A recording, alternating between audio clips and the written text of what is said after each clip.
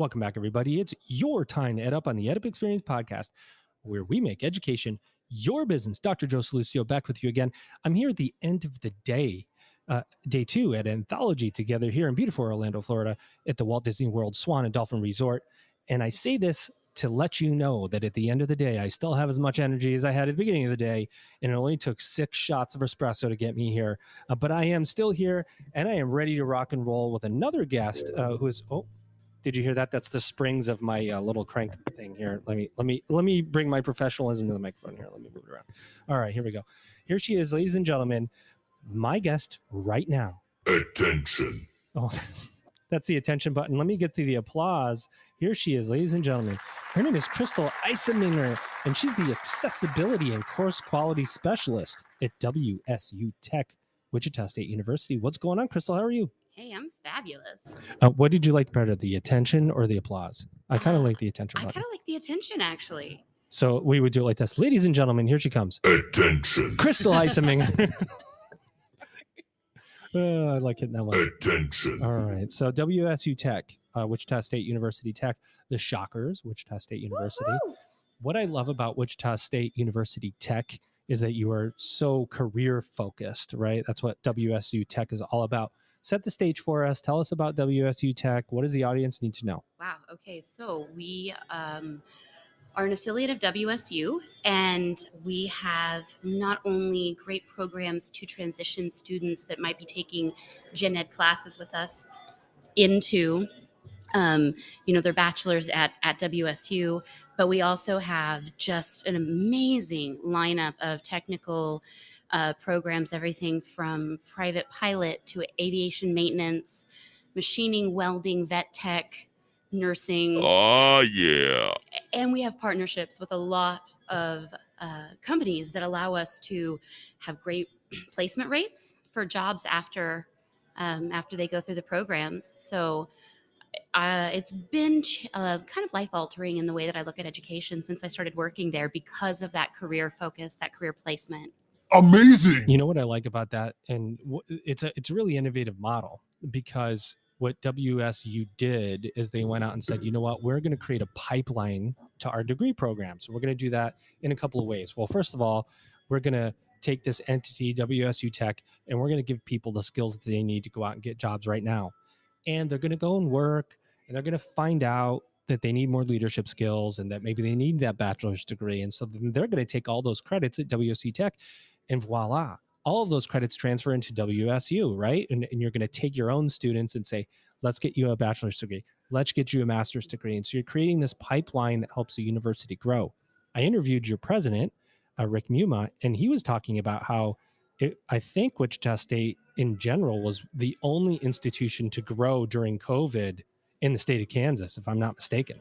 I believe that is right. Well, it is, and if it's not, I'll be the one that takes the blame. So, but I do have to correct you. Oh, please do. Because we are an affiliate, we actually have our own president. Oh, you do? We do. Her name is Dr. Sherry Utash. Okay. So we have kind of our own presidential advisory board and all of that kind of business, but they work obviously hand in hand. See, with that's why you're here. Everybody at WSU. This is not the first time I've been corrected today, is it? So Elvin? sorry.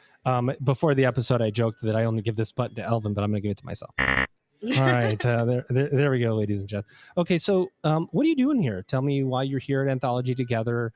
What have you, why have you come, and what have you learned in your first day and a half? Oh my goodness.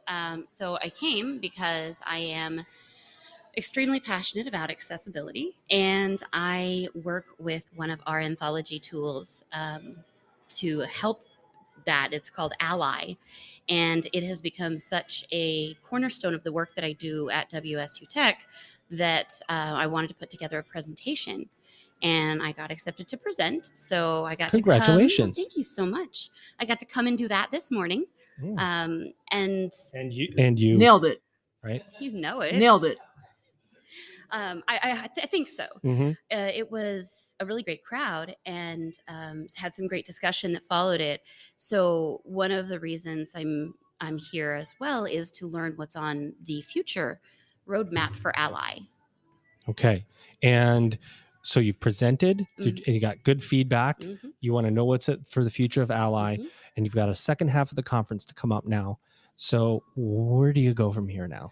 Is your brain full, or is there more room to no. fill it? Oh no, there's so much more room. I just even just the side conversations had, before and after. I've talked to people who don't have accessibility in their title, but know what it is and are like, I'd love more information. Or I learned about APIs and LTIs and abbreviations I don't typically interact with. Mm-hmm.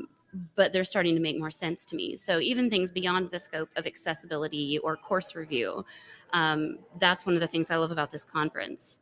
It's student focused. We're here for student success, but you learn so much even outside of the field you came here to represent, so to speak. Yeah. So let's break down your title, because you're an accessibility and course quality specialist, right? Indeed.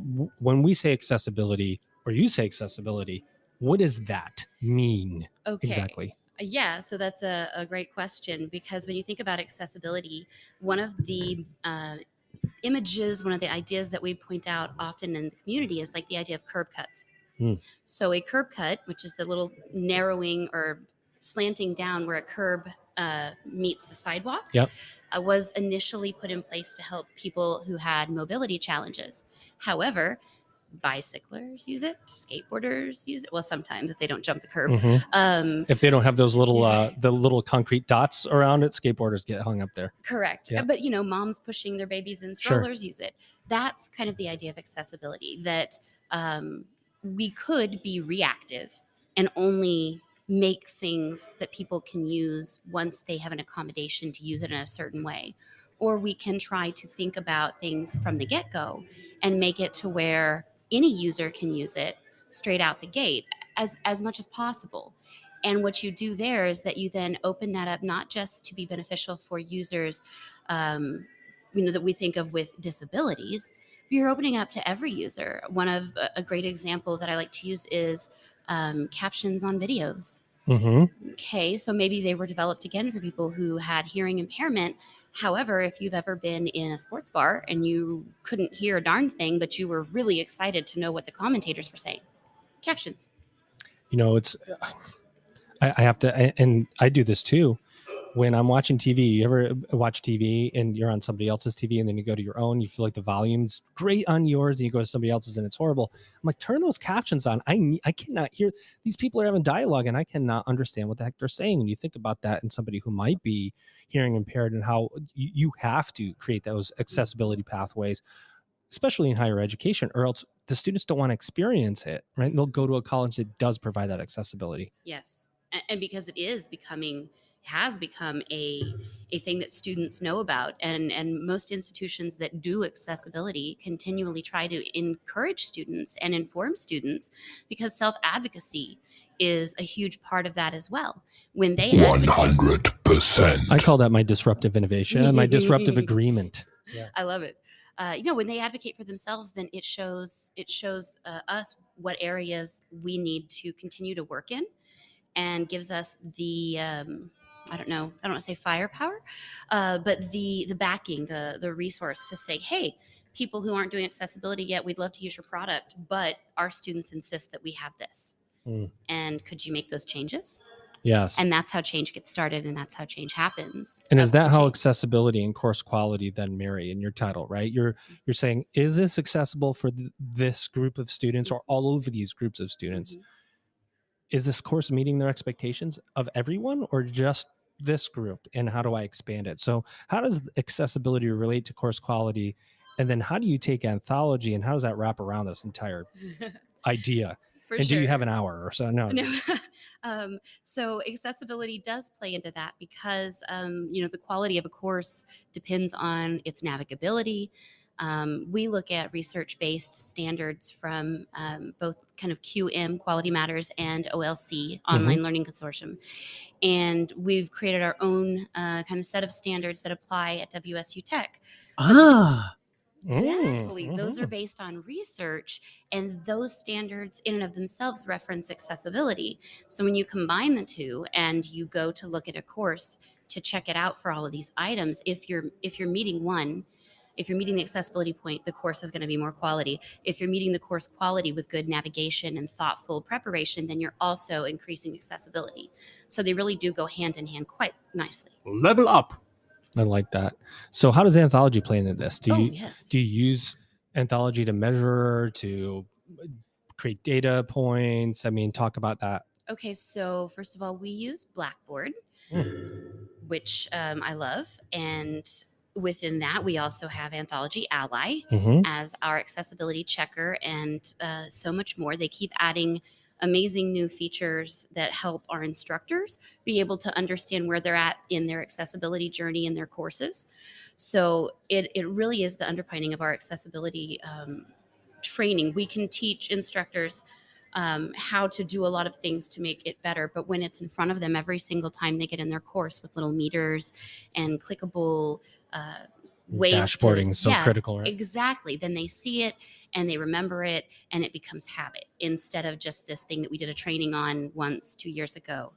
And so those are the two main products that I use. Obviously, Blackboard is the LMS we work in. So understanding its functions and features, the more that Anthology improves and retweaks Blackboard to be what student users are used to or wanting to have, then that equals better course quality as well. So what makes this a successful conference for you? When all is said and done and you've taken their Uber to the airport and you go, you know what, this conference was successful for me because of what? Because you're going to take something back and change something at the institution, because you increase accessibility for students? Is it both? Is it neither? Tell me what success metric you're using to say this conference was worth it. It's definitely both. To be able to take even just one activity back, and I just was in a meeting, a workshop that had like 3 or 4, but to take even one activity back that I can use at an in-service or something like that to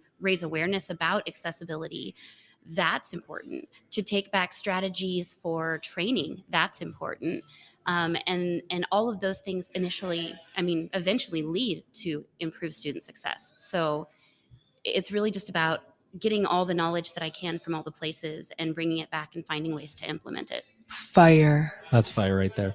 And I don't think, Elvin, you have to correct me, that we've ever had in the 400 and how many episodes we have done. How many? 400 and exactly 469 episodes that we have done, that we have had anyone talk about accessibility.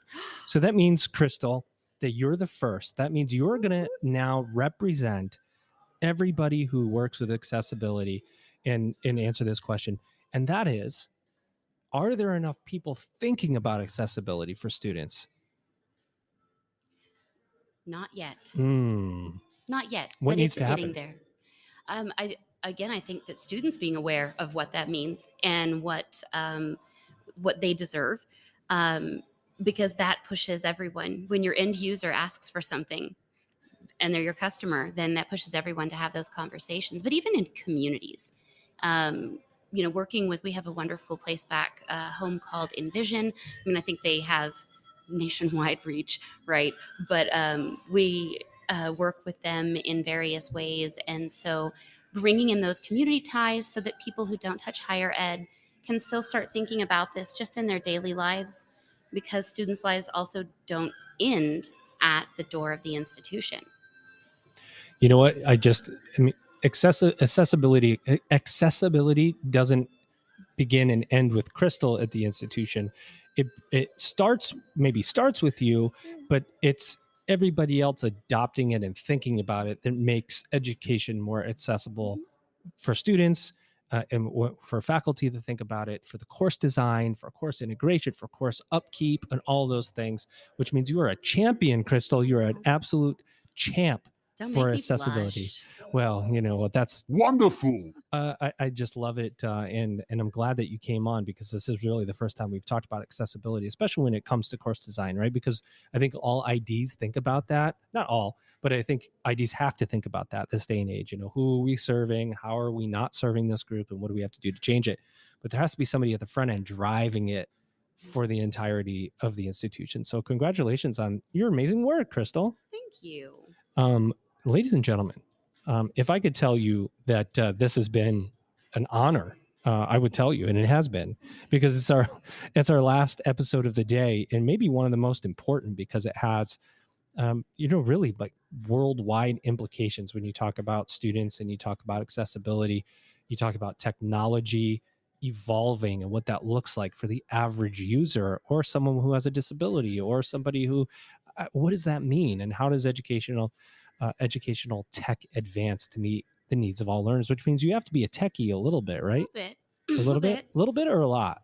I mean, it helps. It helps, but you can still be a champion and an ally without having the technical knowledge, because it's all about spreading the word. Fire. We're going to leave it there with that fire. Ladies and gentlemen, here she is again. And since she said, since Krystal, since you said you like this better, we're going to outro you with this one. Attention. Her name is Krystal Iseminger, and she is the Accessibility and Course Quality Specialist at WSU Tech. Attention. Ladies and gentlemen, you've just EdUp'd